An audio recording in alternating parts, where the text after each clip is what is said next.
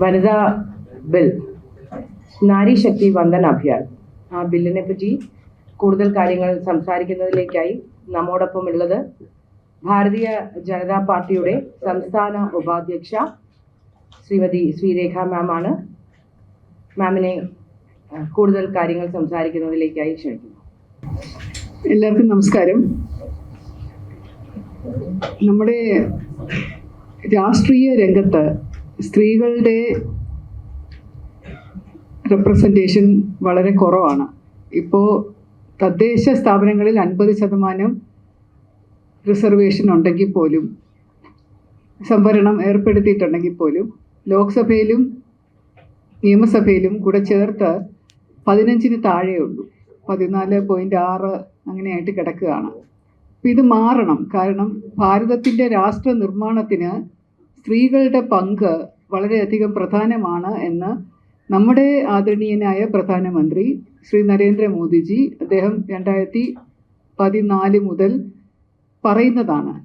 അദ്ദേഹത്തിൻ്റെ സഹോദരിമാർക്ക് അർഹമായ പരിഗണന എല്ലാ രംഗത്തും കിട്ടണം.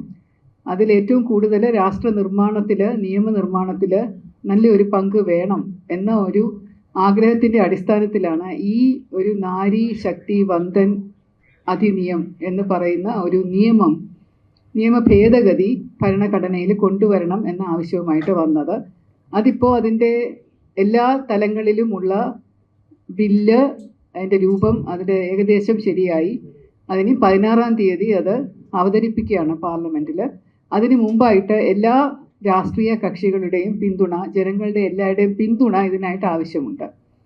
അപ്പോൾ അതിൻ്റെ ഒരു ചെറിയ പശ്ചാത്തലം പറയുകയാണെങ്കിൽ, നമ്മുടെ ഭാരത ഭരണഘടനയിൽ സ്ത്രീകൾക്ക് തത്തുല്യ സ്ഥാനം എല്ലാ മേഖലയിലും പുരുഷന്മാരോടൊപ്പം കൊടുക്കുന്നുണ്ടെങ്കിൽ പോലും പ്രത്യേക നിയമം ഇല്ലാത്തത് കൊണ്ട് ലോക്കൽ ഗവൺമെൻറ്റിലും, അതായത് പഞ്ചായത്ത് തലത്തിലും മുനിസിപ്പൽ തലത്തിലുമുള്ള അഡ്മിനിസ്ട്രേഷൻ്റെ സമയത്തോ അല്ലെങ്കിൽ നിയമസഭയിലോ ലോക്സഭയിലോ ഒന്നും സ്ത്രീകൾക്ക് അതിൻ്റേതായിട്ടുള്ള പങ്കുണ്ടായിരുന്നില്ല.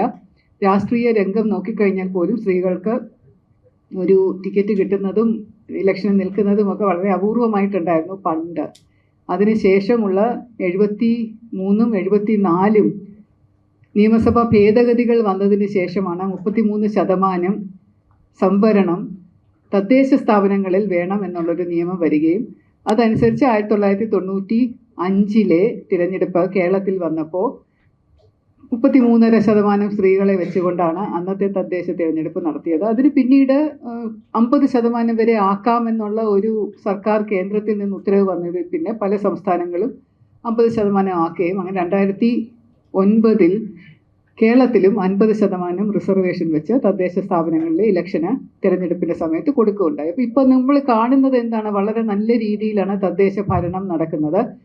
ഒരു റൊട്ടേഷൻ അനുസരിച്ച് എല്ലാ തിരഞ്ഞെടുപ്പ് വരുമ്പോഴും മാറി മാറി ചില സീറ്റുകൾ സ്ത്രീ സംവരണ സീറ്റായിട്ട് നിശ്ചയിച്ചുകൊണ്ടും മേയറുടെയും ഡെപ്യൂട്ടി മേയറുടെയും പഞ്ചായത്ത് പ്രസിഡന്റിൻ്റെയും ഡെപ്യൂട്ടി പ്രസിഡന്റിൻ്റെയും ഒക്കെ സ്ഥാനങ്ങൾ വനിതകൾക്ക് നൽകിക്കൊണ്ടുമൊക്കെ ഇത് വളരെ നല്ല രീതിയിൽ പ്രവർത്തിച്ചു വരുന്നതായിട്ട് കാണാം. സ്ത്രീകളുടെ ഉന്നമനം വളരെ നല്ല രീതിയിൽ, അവരുടെ ശബ്ദം ഇതുപോലെ നിയമനിർമ്മാണ മേഖലയിൽ ഉയർന്നു കേൾക്കുന്നുണ്ട്. അപ്പോൾ ഇതേപോലെയുള്ളൊരു മാറ്റം ലോക്സഭയിലും രാജ്യസഭയിലും അതുപോലെ നിയമസഭയിലും കൂടെ ഉണ്ടാവണം എന്നുള്ള ഉദ്ദേശത്തിലാണ് ഈ ഒരു ബില്ല്, 128-ാം നിയമ ഭേദഗതി ബില്ല് എന്ന് പറഞ്ഞൊരു ബില്ല് അവതരിപ്പിച്ച് കൊണ്ടുവന്നിരിക്കുന്നത്. ഇത് 106-ാം അമെൻമെൻ്റായിട്ട് മാറും. നമ്മുടെ നിയമമായിക്കഴിഞ്ഞാൽ ഭാരത ഭരണഘടനയുടെ 106-ാം ഭരണ ഭേദഗതിയായിട്ട് മാറും. 33% സ്ത്രീ സംവരണം നിയമസഭകളിലും ലോക്സഭകളിലും ഉണ്ടാവണം എന്നുള്ള ഒരു കാര്യം വരും. അപ്പോൾ ഇത് വന്നു കഴിഞ്ഞാൽ 2029-ൽ നടക്കുന്ന തിരഞ്ഞെടുപ്പിൽ തീർച്ചയായിട്ടും ഇത് പ്രതിഫലിച്ച് കാണുകയും 2029-ന് ശേഷം സ്ത്രീകളുടെ പ്രാതിനിധ്യം ലോക്സഭയിലും നിയമസഭയിലും ഒക്കെ കൂടുതലായിട്ട് വരികയൊക്കെ ചെയ്യുന്ന ഒരു സാഹചര്യത്തിൽ തീർച്ചയായിട്ടും അത് എല്ലാവർക്കും ഗുണകരമായിട്ട് ഭവിക്കും. അപ്പോൾ ഇതിനൊരു സർവകക്ഷി പിന്തുണ വേണം. എല്ലാ പാർട്ടികളും അവരുടെ പിന്തുണ ഇതിന് കാലാകാലങ്ങളായിട്ട് നൽകിയിട്ടുണ്ട്. കാരണം വനിതകൾക്കുള്ള ഒരു ആദരവ് എന്ന് പറയുന്നത്, അല്ലെങ്കിൽ അവർക്കുള്ള പരിഗണന എന്ന് പറയുന്നത് ആർക്കും അവഗണിക്കാൻ പറ്റുന്ന കാര്യമല്ല. സ്ത്രീകളെ എവിടെ മാനിക്കുന്നു അവിടെ മാത്രമേ സമൂഹം ആദരിക്കപ്പെടുന്നുള്ളൂ, നമ്മുടെ സമൂഹം മെച്ചപ്പെടുന്നുള്ളൂ എന്നുള്ള ഒരു തത്വത്തിൻ്റെ അധിഷ്ഠിതമായിട്ട് എല്ലാ പാർട്ടികളും, എല്ലാ വിവിധ കക്ഷി രാഷ്ട്രീയങ്ങളും എല്ലാം ഒരുപോലെ അംഗീകരിച്ച കാര്യമാണ് 33.5%, പിന്നീട് 50% സ്ത്രീ സംവരണം തദ്ദേശ സ്ഥാപനങ്ങളിൽ. അപ്പോൾ അത് കേന്ദ്രത്തിലും കൂടെ വരുന്നതിൽ 33% ആ ഒരു നിയമം പാസ്സാക്കുന്നതിന് എല്ലാ പാർട്ടികളുടെയും, രാഷ്ട്രീയ പാർട്ടികളുടെയും, എല്ലാ സമുദായത്തിൻ്റെയും, എല്ലാ വിഭാഗം ജനങ്ങളുടെയും പിന്തുണ ചോദിച്ചുകൊണ്ടുള്ള ഒരു പത്രസമ്മേളനമാണ് ഞങ്ങൾ രണ്ടുപേരും കൂടെ ചേർന്ന് ഇവിടെ നടത്തുന്നത്. അപ്പം ഇന്ന് നമ്മുടെ പ്രധാനമന്ത്രി ഒരു ഓൺലൈനായിട്ട് എല്ലാവരെയും കണ്ട് ഇതിനെക്കുറിച്ച് അഭിസംബോധന ചെയ്ത് സംസാരിക്കും. അതോടൊപ്പം അദ്ദേഹം പറയും എന്തൊക്കെ വിവിധ പദ്ധതികളാണ് സ്ത്രീകൾക്ക് വേണ്ടിയും പെൺകുട്ടികൾക്ക് വേണ്ടിയും ഒക്കെ ഭാരതത്തിൽ ഇപ്പോൾ നടപ്പിലാക്കിക്കൊണ്ടിരിക്കുന്നത്. കഴിഞ്ഞ 12 വർഷമായിട്ട് വളരെയധികം കാര്യങ്ങൾ സ്ത്രീകൾക്ക് വേണ്ടിയിട്ടും കുട്ടികൾക്ക് വേണ്ടിയിട്ടും ഗർഭിണികളായിട്ടുള്ള സ്ത്രീകൾക്ക് വേണ്ടിയിട്ട്, സ്ത്രീകളുടെ സ്വയം പര്യാപ്തതയ്ക്കായിട്ട്, അവരുടെ സാമ്പത്തിക ഭദ്രതയ്ക്ക് വേണ്ടിയിട്ട്, അവരുടെ സ്ത്രീകൾക്ക് ആദരപൂർവ്വം അവർക്ക് ജീവിക്കാൻ, അവർക്ക് ബഹുമാനപൂർവ്വം, അവർക്ക് അഭിമാനത്തോടു കൂടി സമൂഹത്തിൽ ജീവിക്കാൻ പറ്റുന്ന രീതിയിലുള്ള ഒരു തൊഴിൽ, അവരുടെ വികസനം എന്നിവയെല്ലാം ലക്ഷ്യമാക്കിക്കൊണ്ടുള്ള നിരവധി പദ്ധതികൾ നരേന്ദ്രമോദിജി ഇതിനോടകം, സർക്കാരും ഒക്കെ ഇതിനോടകം തന്നെ നിയമമാക്കിയിട്ടുണ്ട്. അതോടൊപ്പം ഇതൊരു വലിയൊരു മാറ്റം നമ്മുടെ സമൂഹത്തിൽ, ഭാരതത്തിൽ സംഭവിക്കും. മറ്റ് പല വികസിത രാജ്യങ്ങളെ അപേക്ഷിച്ച് ഭാരതത്തിൽ ഇത് 14% എന്ന് പറയുന്നത് കുറവായതുകൊണ്ട് അതൊരു 33% ആക്കിക്കഴിഞ്ഞാൽ ലോകരാഷ്ട്രങ്ങളുടെ പട്ടികയിൽ നമുക്കും ഇടം പിടിക്കാൻ സാധിക്കും. കാരണം വികസിത രാജ്യങ്ങളായിട്ടുള്ള അമേരിക്ക, UK, സ്വീഡൻ പോലെയുള്ള സ്ഥലങ്ങളിൽ ഏകദേശം 45-46% സ്ത്രീകൾ സഭകളിൽ വരുന്നുണ്ട്. അപ്പോൾ ഇത് 15 വർഷത്തേക്ക് ഇങ്ങനെ ഒരു ബില്ല് നിയമത്തിൽ കൊണ്ടുവന്ന് ആ 15 വർഷത്തിന് ശേഷം പിന്നെ അത് ഓട്ടോമാറ്റിക്കായിട്ട് അത് ഇല്ലാതാവും. അപ്പോൾ അങ്ങനെയാണല്ലോ ഒരു സംവരണം എന്ന് പറഞ്ഞു കഴിഞ്ഞാൽ കുറച്ച് നാളത്തേക്ക് ഒരു സംവരണം കിട്ടും. അതിനുശേഷം അത് നിലവിലായി കഴിഞ്ഞു കഴിഞ്ഞാൽ പിന്നെ അത് തുറന്നായിട്ട് എല്ലാവർക്കും ഒരുപോലെ ആക്കി മാറ്റും. അപ്പോൾ സംവരണത്തിൻ്റെ ആവശ്യം തന്നെ സ്ത്രീകൾക്ക് ഇതുപോലെ ഒരു അവസരം കിട്ടുന്നില്ല എന്നതുകൊണ്ട് തന്നെയാണ്. അപ്പോൾ ഇതേക്കുറിച്ച് നിങ്ങളോട് പറയാനും എല്ലാവരുടെയും പിന്തുണ അഭ്യർത്ഥിക്കാനുമായിട്ടാണ് ഇന്നത്തെ ഈ പത്രസമ്മേളനം ഇവിടെ കൂടിയിരിക്കുന്നത്. ഇതോടൊപ്പം കൂട്ടിച്ചേർക്കാനുള്ളത്, മഹിളാ മോർച്ചയുടെ ഭാഗത്തു നിന്നും ഈ ബില്ലിനെ സപ്പോർട്ട് ചെയ്തുകൊണ്ട് ഏപ്രിൽ 11 മുതൽ 16 വരെ നാരീശക്തി സമ്മേളനങ്ങൾ കേരളത്തിൽ നടക്കുന്നു. ഭാരതത്തിൽ മുഴുവൻ നാരീശക്തി സമ്മേളനങ്ങൾ നടക്കുകയും അതോടൊപ്പം അതിൻ്റെ ഭാഗമായി കേരളത്തിലും മഹിളാ മോർച്ചയുടെ നേതൃത്വത്തിൽ നാരീശക്തി സമ്മേളനങ്ങൾ നടത്തുകയും ഏപ്രിൽ 15-നും 16-നും നാരീശക്തി പദയാത്രകൾ, ബൈക്ക് റാലികൾ, ഏരിയ, മണ്ഡലം, ജില്ലാ, സംസ്ഥാന അടിസ്ഥാനത്തിൽ മഹിളാ മോർച്ചയുടെ ഭാഗത്തു നിന്നും പരിപാടികൾ നടത്തുന്നുമുണ്ട്. ഈ ബില്ലിനെ സപ്പോർട്ട് ചെയ്തുകൊണ്ട് എല്ലാ രാഷ്ട്രീയ കക്ഷി ഭേദമന്യേ ഈ ബില്ലിൻ്റെ സപ്പോർട്ട് ചെയ്യണമെന്ന് പാർട്ടിയുടെ ഭാഗത്തു നിന്നും ഞങ്ങൾ നിങ്ങളെല്ലാവരോടും ഒരു റിക്വസ്റ്റ് കൂടി ഇതിൽ വഴി നടത്തുന്നുണ്ട്. കൂടുതൽ ചോദ്യങ്ങൾ?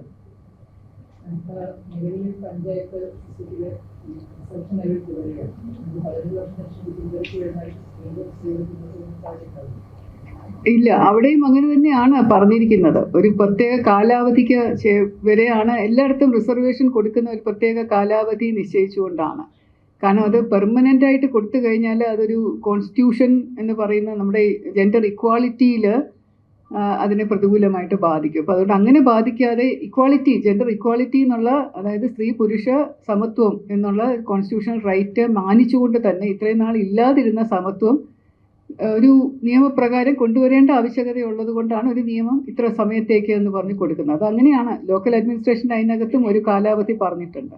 അതോടൊപ്പം തന്നെ ഈ 2047 ആകുമ്പോൾ ഭാരതം വികസിത ഭാരതമാകും.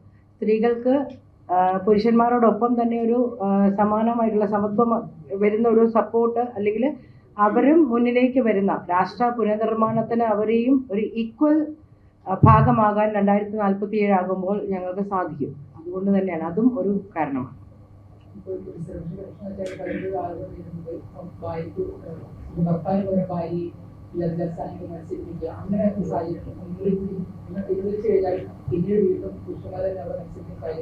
ഇപ്പൊ നിലവിൽ കേരളത്തിലെ ഇലക്ഷൻ നോക്കി കഴിഞ്ഞാൽ 10 സീറ്റ് പോലും പല രാഷ്ട്രീയ പാർട്ടികളിൽ കിട്ടുന്നത്. BJP സീറ്റ് കുറച്ച് ചെയ്തോട്ടെ. ഇപ്പൊ കുറച്ച് കാലം കഴിഞ്ഞാൽ ഇതിലേക്ക് മാറ്റം ഉണ്ടാവുക.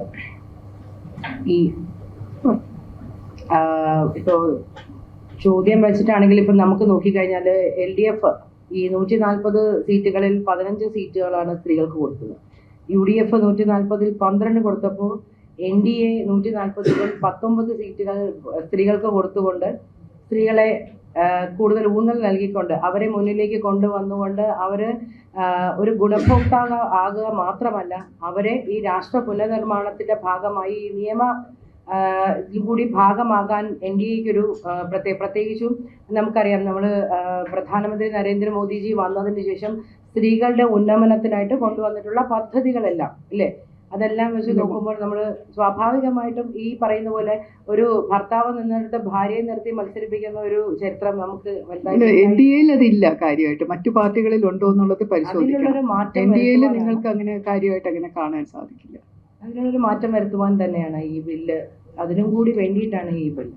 എല്ലാ സ്ത്രീകൾക്കും വേണ്ടിയിട്ടാണ് ഇത്. ഞാൻ നേരത്തെ പറഞ്ഞ പോലെ രാഷ്ട്രീയ കക്ഷി ഭേദമന്യേ എല്ലാ സ്ത്രീകൾക്കും മുന്നിലേക്ക് വരാനും, മാം നേരത്തെ പറഞ്ഞു, നമ്മൾ മറ്റു കാര്യങ്ങളിൽ മാത്രമല്ല രാഷ്ട്രീയത്തിൻ്റെ ചരിത്രത്തിൽ അതിനകത്തും സ്ത്രീകളുടെ സപ്പോർട്ട് കൂടുതൽ വരിക, സ്ത്രീകളെ മുന്നിലേക്ക് കൊണ്ടുവരിക എന്നുള്ള ഉദ്ദേശത്തോടു കൂടി രാഷ്ട്ര പുനർനിർമ്മാണത്തിൽ സ്ത്രീകളുടെ പങ്ക് കൂടുതലാക്കുക എന്ന ഉദ്ദേശത്തോടു കൂടി തന്നെയാണ്. ഈ പഞ്ചായത്തിൽ പ്രസിഡന്റ് പദവിയിലേക്ക് സന്തോഷമുണ്ട്. അപ്പോൾ നമ്മൾ ഈ മുഖ്യമന്ത്രി അല്ലെങ്കിൽ അപ്പോഴത്തെ മന്ത്രിമാരുടെ പദവിയിലേക്ക് അത് പിന്നീട് തീരുമാനിക്കാം. ഇപ്പൊ തൽക്കാലം ഈ ഒരു പ്രധാനപ്പെട്ട ബില്ല് അത് പാസ്സാക്കുക എന്നുള്ളതാണ്. അത് മാത്രമാണ് ഇപ്പോൾ ലക്ഷ്യം. ഈ ഒരു ഇത്രയും നാളായില്ലേ, ഇത്രയും വർഷങ്ങളായില്ലേ സ്വാതന്ത്ര്യം കിട്ടിയിട്ട്, ഇത്ര നാളായിട്ട് ചർച്ച ചെയ്യുന്ന കാര്യമാണ്. എത്രയോ രാഷ്ട്രീയ പാർട്ടികൾ ഇതിനകത്ത് അഭിപ്രായങ്ങൾ പറയുന്നു. എന്നിട്ട് ഇപ്പം ഇങ്ങനെ ഒരു പ്രധാനപ്പെട്ട ഒരു ബില്ല് വരുമ്പോൾ അതിന് വാദമുഖങ്ങൾ പറയാതെ എല്ലാവരും കൂടെ ചേർന്ന് അംഗീകരിച്ച് കിട്ടിക്കഴിഞ്ഞാൽ ബാക്കിയുള്ള കാര്യങ്ങൾ പിന്നെ തീരുമാനിക്കും. അതിൽ നല്ല ഒരു വനിത ഉണ്ടാവുകയാണെങ്കിൽ തീർച്ചയായിട്ടും ആ വനിത ആവുമല്ലോ, പാർട്ടി തീരുമാനിക്കുന്നത് പോലെയല്ലേ. അതിന് നമുക്കൊരു റിസർവേഷൻ എന്ന് പറഞ്ഞാൽ അങ്ങനെ വെക്കാൻ പറ്റില്ല. ഇപ്പം വേണ്ടത് സ്ത്രീകളുടെ പ്രാതിനിധ്യമാണ്. ഇവിടെയൊക്കെ സ്ത്രീകളുടെ വേണ്ട അർഹതപ്പെട്ട പ്രാതിനിധ്യം നമുക്ക് നിയമസഭയിലും ലോക്സഭയിലും രാജ്യസഭയിലും ഒക്കെ വേണം. അതാണ് ആദ്യത്തെ ചുവട് എന്ന് പറയുന്നത്.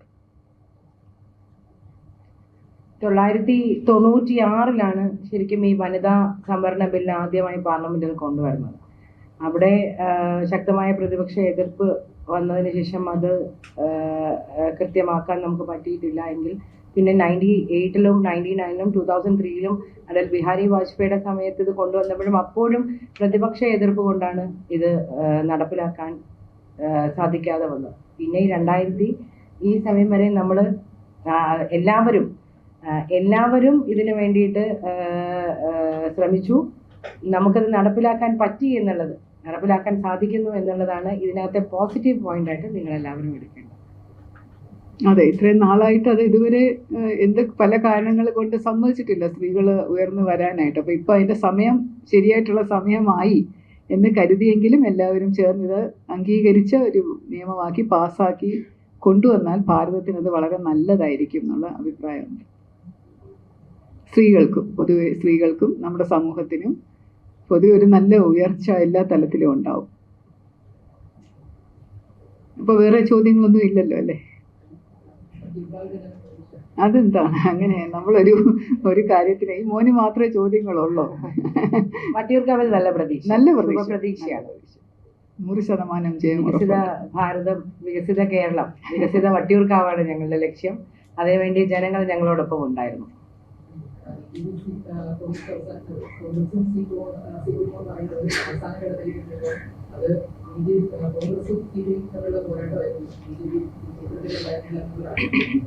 ഒന്ന്, ഇത് നമ്മളൊരു പ്രത്യേക കാര്യത്തിന് വേണ്ടിയിട്ട് വന്ന ഒരു പത്രസമ്മേളനം. എന്നാലും താങ്കളോട് ഞാൻ പറയാം, താങ്കൾ കുറച്ച് നാളുകളായിട്ട് ഇതിനകത്ത് നിൽക്കുന്ന ഒരാളായിരിക്കുമല്ലോ.